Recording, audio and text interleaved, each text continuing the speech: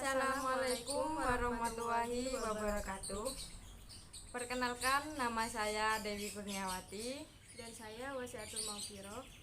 Kami dari Prodi Bimbingan Konseling Pendidikan Islam, Fakultas Tarbiyah IAIN Madura. Tujuan kami membuat video ini adalah untuk memenuhi tugas mata kuliah keterampilan dasar konseling yang diampu oleh Ibu Anna Aisyah MPD, yaitu menjelaskan dan mempraktekkan tentang 17 keterampilan dasar konseling.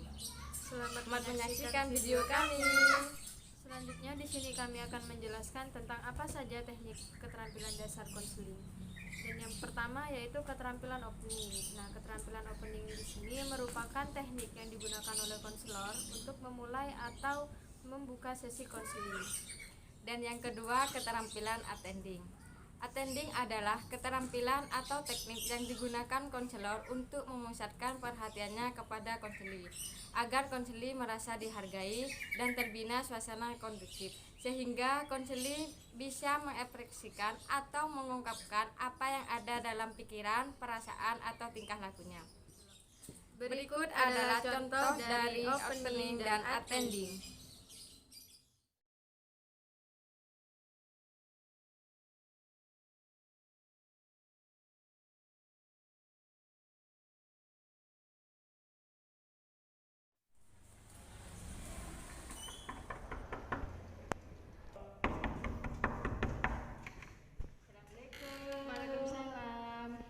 Mbak Dewi, silakan masuk, Mbak. Iya, Bu.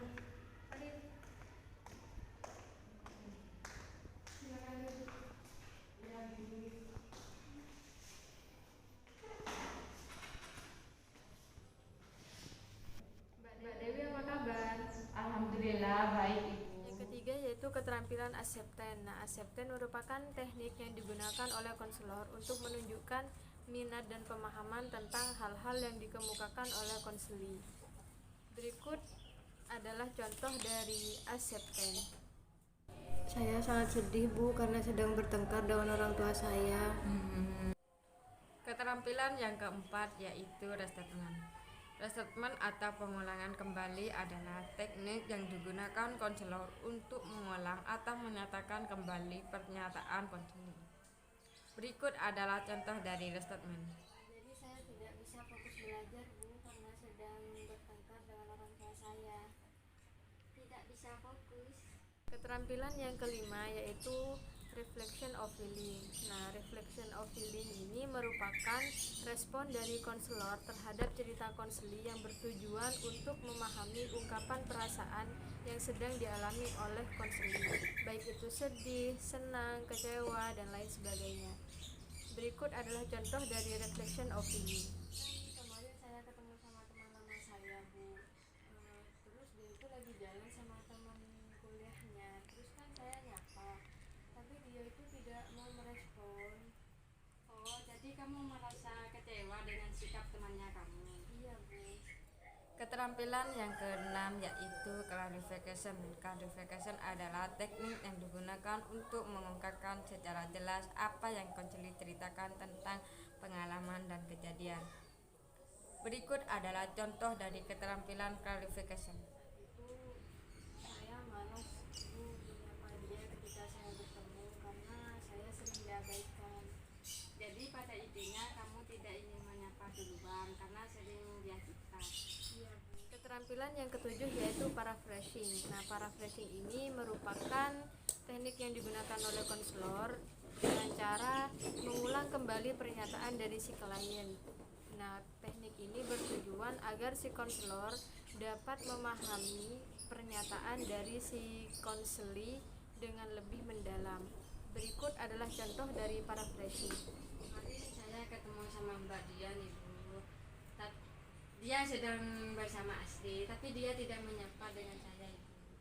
Oh, jadi kamu beranggapan bahwa Dian itu tidak menyapa kamu karena dia sedang bersama dengan Asri? Iya, Ibu. Keterampilan yang kedelapan yaitu structuring. Structuring adalah teknik yang digunakan konselor untuk memberikan batas-batasan atau pembatasan agar proses konseling berjalan dengan apa yang menjadi tujuan dalam konseling. Berikut adalah contoh keterampilan structuring. Saya hanya mempunyai waktu 30 menit untuk melakukan sesi konseling karena nanti saya masih ada rapat. Apakah tidak apa-apa?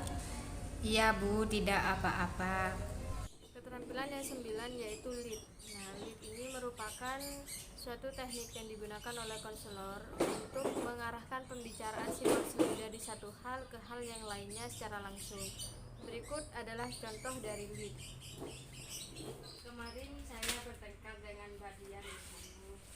Coba ceritakan bagaimana kejadiannya. Keterampilan yang ke-10 yaitu silent. Silent adalah suasana hening, tidak ada interaksi verbal antara konseli dan konselor. Berikut adalah contoh dari keterampilan silent. Selama ini saya sudah diam dan tidak pernah melawan saat saya dipukul oleh ayah. Ibu saya selalu mengingatkan bahwa sebagai anak saya harus patuh dan hormat sama orang tua. Tapi itu dulu, sekarang saya tidak mau lagi patuh sama ayah. Saya sangat membenci ayah saya, Bu.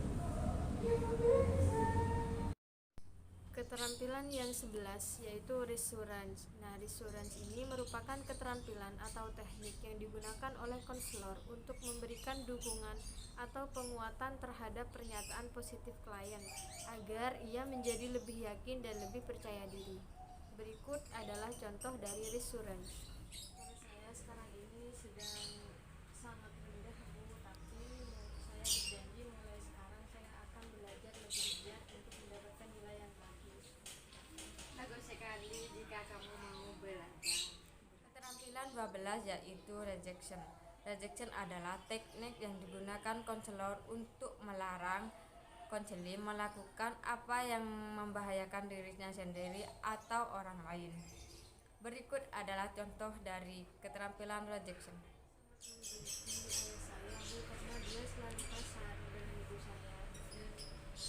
Rasanya saya tidak ingin menganggap dia sebagai ayah saya. Jangan seperti itu. Nanti kamu akan merugikan dirinya kamu sendiri. Keterampilan yang ke-13 yaitu advice. Nah, advice ini merupakan keterampilan yang digunakan oleh konselor untuk memberikan saran atau nasihat kepada konseli agar dia lebih jelas dan lebih yakin dalam melakukan sesuatu yang ingin dia lakukan. Berikut ini adalah contoh dari advice. Saya sudah sangat kecewa dengan sikap Mbak Dian, Bu. Saya sudah putuskan tidak akan berteman lagi dengan dia, Bu. Lebih baik kamu mencari tahu kebenarannya dulu sebelum kamu memutuskan sesuatu. Keterampilan yang ke-14 yaitu summary. Summary adalah teknik yang digunakan konselor untuk menyimpulkan atau ringkasan mengenai berbagai apa yang telah dikemukakan konseli pada proses komunikasi konseling. Berikut adalah contoh keterampilan summary. Akhir-akhir ini saya sering banyak masalah, jadi saya tidak bisa fokus dalam belajar. Jadi dapat Ibu simpulkan bahwasanya kamu tidak bisa berkonsentrasi dalam belajar. Keterampilan yang ke-15 yaitu konfrontasi. Nah, konfrontasi ini merupakan teknik yang digunakan oleh konselor untuk menunjukkan adanya kesenjangan dalam diri konseli dan kemudian mengumpan balikan pada konseli. Berikut adalah contoh dari konfrontasi. Kamu apa kabar? Alhamdulillah baik, Bu. Kamu mengatakan kalau kamu baik-baik saja, tetapi saya melihat kalau kamu itu sedang tidak baik-baik saja. Keterampilan yang ke-16 yaitu interpretation. Interpretation adalah teknik yang digunakan konselor di mana berarti atau karena tingkah laku konseli ditafsirkan atau diduga dan dimengerti dengan dikomunikasikan pada konseli. Berikut adalah contoh dari keterampilan interpretation. Saya bingung, Bu, dengan keadaan saya. Setelah saya punya uang, saya selalu boros. Oh, jadi sebenarnya kamu mengatakan kalau kamu tidak bisa mengatur keuanganmu sendiri. Dan teknik yang terakhir yaitu terminasi. Nah, terminasi ini merupakan keterampilan atau teknik yang digunakan oleh konselor untuk mengakhiri sesi konseling, baik mengakhiri karena untuk melanjutkan pada sesi konseling berikutnya ataupun sesi konseling tersebut memang benar-benar sudah berakhir. Berikut adalah contoh dari terminasi. Waktunya sudah habis, marilah kita akhiri sesi konseling pada hari ini. Baik, Ibu. Terima kasih, Bu. Itulah tadi penjelasan dan contoh dari 17 keterampilan dasar konsili. Kurang lebihnya mohon maaf. Wassalamualaikum warahmatullahi wabarakatuh.